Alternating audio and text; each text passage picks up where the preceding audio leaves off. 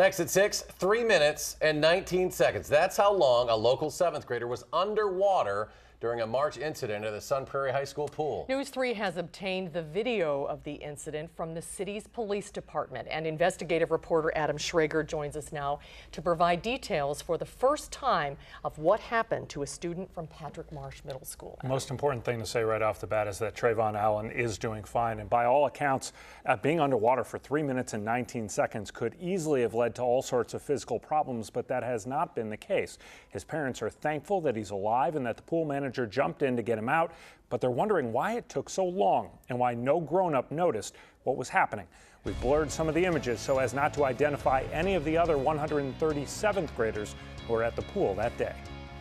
This story takes place in the upper right-hand corner of your screen. It starts at 52 minutes and 34 seconds past 8 o'clock when 13-year-old Trayvon Allen jumped into the Sun Prairie High School pool on top of one of his friends.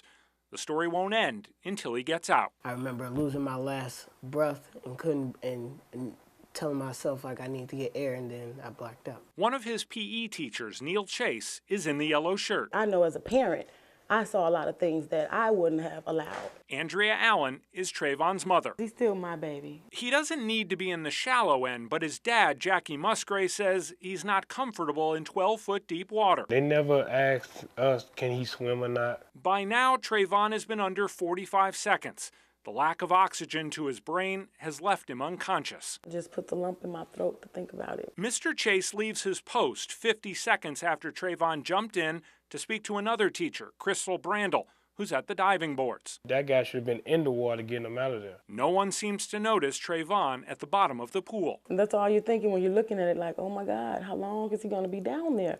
About a minute and 15 seconds after Trayvon went under, Chase walked back past the southwest side of the pool that he was watching to the north side to speak with pool manager Eric Bridle. Oh my God, it just took my breath to just constantly watch that over and over again, like how long he was down there and how they was just so, eyes were everywhere else. I can only shudder with horror, and I am terribly sympathetic to her situation. Dr. Tim Culver is the administrator of the Sun Prairie schools.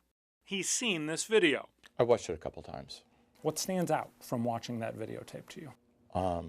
A lot of middle school kids, and probably the need for a little more structure than was there.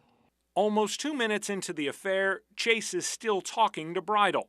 We'll do everything we can to prevent accidents. We'll do everything possible because it is our #1 mission to keep kids safe. The grown-ups that were there, were they doing the job they were supposed to do? I don't know that I can draw that conclusion and execute that decision at this point.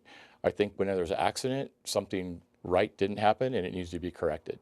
It's now almost 2.5 minutes into the situation. A student asked Brandel to look for Trayvon at the bottom of the pool. Yep. Long time. Long time.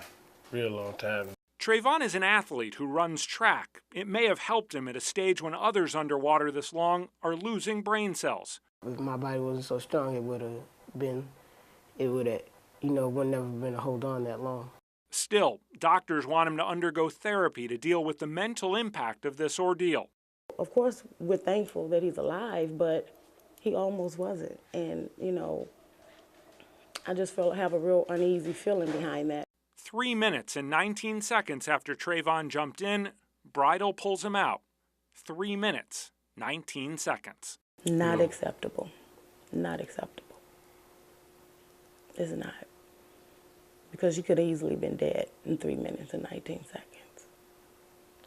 And that's the fact that I'm not going to let go. Now this afternoon, the Sun Prairie School District sent an email to all of its parents providing more details of what happened that day. This comes more than a month after its internal review on the near drowning was complete and more than 2 months after the episode itself.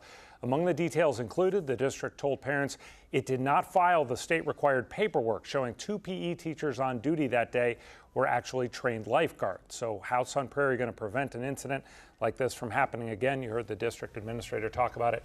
We're going to have more on that story tomorrow night at 6. Really unbelievable how long that time period feels. Doesn't it? Glad to see that Trayvon's doing well tonight.